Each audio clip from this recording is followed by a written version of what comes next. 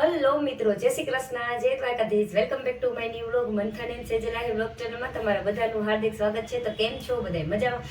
તો મિત્રો, આજે હું તમારા બધાની સાથે છે એક મસ્ત મજાની છે રેસીપી શેર કરવાની છું. તો તમે ચણાના લોટનો એટલે કે બેસનનો તો તમે છે એ મેસૂબ ખાધો જ હશે. તો શું તમે ક્યારે મગફળીનો એટલે કે માંડવીના દાણાનો મેસૂબ ખાધો છે? તો નહીં જ ખાધો હોય તો ચાલો આજે છે ને હું તમારા બધાની સાથે છે એ શીંગનો એટલે કે માંડવીના દાણાનો મેસૂબ બનાવવાની રેસીપી છે એ શેર કરીશ. તો અહીંયા શીંગનો મેસૂબ બનાવવા માટે એટલે કે મગફળીનો મેસૂબ પણ તમે કહી શકો, એને શીંગનો મેસૂબ પણ કહી શકો અને માંડવીના દાણાનો મેસૂબ પણ કહી શકો. તો અલગ અલગ જગ્યાએ અલગ અલગ કહેતા હોય. તો આજે આપણે છે ને શીંગનો આપણે મેસૂબ બનાવવો છે એટલે એના માટે પરફેક્ટ માપ તો ખૂબ જરૂરી છે. તો અહીંયા આપણે આ 1 કપ જેટલું છે એ મેં શીંગ છે એને માંડવીના બી એને મેં શેકી અને ફોતરા કાઢી અને એકદમ સાફ કરીને લઈ લીધા છે. માપ છે એ પરફેક્ટ તમારે રાખવાનું છે. અહીંયા આપણે 1 કપ જેટલું લીધું છે માંડવીના બી. તો અહીંયા સામે આપણે 1 કપ જેટલી જ મેં ખાંડ લીધી. જો તમે ગળ્યું ઓછું ખાતા હોય તો થોડીક ઓછી ખાંડ પણ તમે લઈ શકો છો. આપણે અહીંયા સેમ ટુ સેમ જ અમે થોડુંક ગળ્યું વધારે ખાય એટલે ખાંડનું પ્રમાણ આપણે 1 કપ જેટલું જ રાખેલું છે. અને અહીંયા મેં 1 કપ જેટલું ઘી લીધું છે. એકદમ દેશી ઘરનું ઘી છે આપણું ઈ. અને જો તમારી પાસે છે એ ઓગાળેલું એટલે કે મેલ્ટ કરેલું ઘી હોય ને તો તમારે છે આ 1.25 કપ જેટલું ઘી છે એ લેવાનું છે. નહીંતર આ રીતના જો તમે ઘી લ્યો તો 1 કપ જેટલું ઘી આપણે લઈ લેવાનું છે. તો ચાલો હવે આપણી રેસીપી છે એ શીંગનો મેસૂબ બનાવવાની એની શરૂઆત કરીએ. તો હવે આપણે સૌથી પહેલાં અહીંયા એક મિક્સર જાર છે એને લઈ લીધું છે અને એની અંદર આપણે આપણા માંડવીના દાણા જે છે સાફ કરેલા બી લીધેલા છે 1 કપ એ એમાં નાખી દેવાના છે. અને હવે આપણે આને એકદમ છે ને આ તેલી તો હોય જ, તો આપણે આને એકદમ છે એ નથી કરવાના. ચાલુ બંધ કરી અને આપણે આને મિક્સર જારની અંદર છે એ પીસી લેશું એટલે કે દળી લેશું. તો આ રીતના તમે જોઈ શકો છો આ એકદમ કોરો છે. એકદમ આપણે માંડવીના બી હોય એમાં તેલનો ભાગ હોય તો આપણે એકદમથી આને માંડવીના બીને આપણે પીસીએ ને તો એકદમથી પેલો થઈ જતો હોય, પણ આ રીતના આપણે કરેલો નથી. તો હવે આપણે એક આ જાડા તળિયાવાળી છે એ કડાઈ લઈ લેવાની છે એટલે આપણી વસ્તુ છે એ બધી પરફેક્ટ જ રહે. તો આપણે હવે આ કડાઈની અંદર આ બધો ભૂકો છે માંડવીનો એ નાખી દેશું આમાં. તો આ રીતના આપણે ભૂકો છે એને કાઢી લીધો છે. હવે આપણે એની અંદર આપણે આ ખાંડ છે આપણી માપની જ લીધેલી એને આપણે નાખી દેવાની છે. અને આપણે આને એની સાથે સાથે અહીંયા મેં જેટલું આપણે આ કપથી જ મેઝરમેન્ટ લેવાનું છે. જો તમે જોઈ શકો છો કે આ 1/4 ભાગ જેટલું કપમાં પાણી છે એને પણ આપણે મિક્સ કરી દેવાનું છે. હવે આપણે આ ખાંડને અને આપણા માંડવીના ભૂકાને અને આ બધી વસ્તુને એકદમ સારી રીતના મિક્સ છે એ કરી લેશું. તો તમે જોઈ શકો છો આપણે ખાંડને અને પાણી નાખી અને આપણા માંડવીના ભૂકાની અંદર આ રીતના મિક્સ છે એ કરી લીધું છે.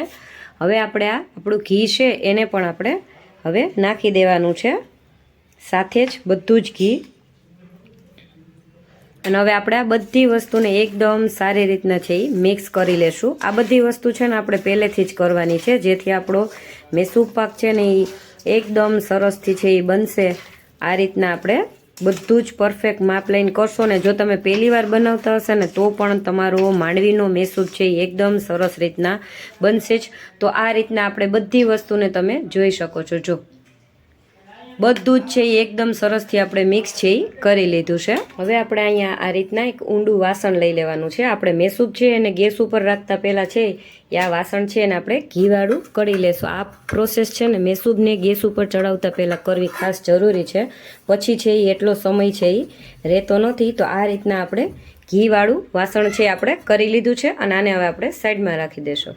હવે આપણે ગેસની ફ્લેમ છે એને ચાલુ કરી લેશું અને ગેસની ફ્લેમ છે એને આપણે સાવ સ્લો જ રાખવાની છે, સ્લો ટુ મીડિયમ.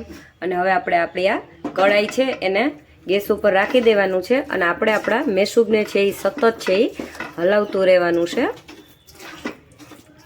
ગેસની ફ્લેમ છે એને ફૂલ નથી કરવાની. જો ફૂલ કરી દેશો ને તો તમારો મેસૂબ છે એ એકદમ ઝડપથી છે એ બળી જશે અને નીચે વાસણમાં છે એ બેસી જશે. તો આ રીતના તમે ગેસ ઉપર કઢાઈ મૂકશો ને એટલે 5 જ મિનિટની અંદરમાં છે એ ખાંડ છે એ ઓગળવા લાગશે અને ઘી છે એ પણ એકદમ શોષાવાની પ્રક્રિયા છે એ ચાલુ પ્રોસેસ છે એ થઈ જશે. તો આ રીતના આપણે એને એક જ ડિરેક્શનમાં છે એ હલાવવાનું છે. તો આ રીતના આપણે એને હલાવશું. જો તમે જોઈ શકો છો ખાલી 5 જ મિનિટ થઈ છે અને આ રીતના તમે જોઈ શકો છો કે આપણા મેસૂબની અંદર છે એ ઘી છે એ હવે શોષાવાનું ચાલુ થઈ ગયું છે અને સાથે સાથે છે એ આ 5 જ મિનિટ થશે ને પછી આનું કલર અને બધી જ વસ્તુ છે એ ચેન્જ થતી જશે અને સાથે સાથે આમાં જાળી બનવાનું છે એ ચાલુ છે એ થઈ જશે. એનો કલર છે એ પણ ધીરે ધીરે ચેન્જ થવા લાગ્યો છે અને એમાં ધીરે ધીરે જાળી બનવાનું છે એ શરૂઆત થઈ ગઈ છે. તો તમે જોઈ જ શકો છો. જો તો આપણે એને સતત છે એ આ રીતના હલાવતું રહેવાનું છે જેથી એમાં જાળી છે એ સરસ રીતના બનશે. તો તમે મેસૂબ તો ઘણા બધા ખાધા હોય પણ ક્યારેય તમે છે એ માંડવીનો મેસૂબ છે એ નહીં ખાધો હોય તો એકવાર છે એ આ રીતના જરૂરથી ટ્રાય કરજો. અને માંડવીનો મેસૂબ છે એ તમે ક્યારેય નહીં ખાધો હોય તો એકવાર ટ્રાય કરવા જેવો છે. ખાવામાં છે એ ખૂબ જ ટેસ્ટી છે એ લાગે છે. તો આપણે આ મેસૂબ બનતા છે એ 15 થી 20 મિનિટ જેવો સમય છે એ થશે. તો આપણે એને સતત આ રીતના હલાવતા જ રહેશું. ગેસની ફ્લેમ છે એને આપણે સાવ સ્લો જ રાખવાની છે, ફૂલ નથી કરવાની. જાડી જાડી છે આપણા મેસૂબમાં છે એ થવા લાગી છે અને આ રીતના જો આપણો મેસૂબ છે એ એકદમ થઈ ગયો છે. હવે આપણે આને હજી ત્યાં સુધી ચલાવવાનો છે જ્યાં સુધી આમાંથી ઘી છે એ એકદમથી છૂટું ન પડે ને ત્યાં સુધી આપણે આને આ જ રીતના છે એ ચલાવતું જ રહેવાનું છે. એટલે આમાંથી છે આ કઢાઈ છે એ છોડવા લાગશે અને પછી આમાંથી ઘી છે એ છૂટું પડશે. તો હજી પણ આપણે આપણો મેસૂબ છે એ બનેલો નથી. હજી પણ આપણે આને આ જ રીતના છે એ હલાવતું રહેવાનું છે.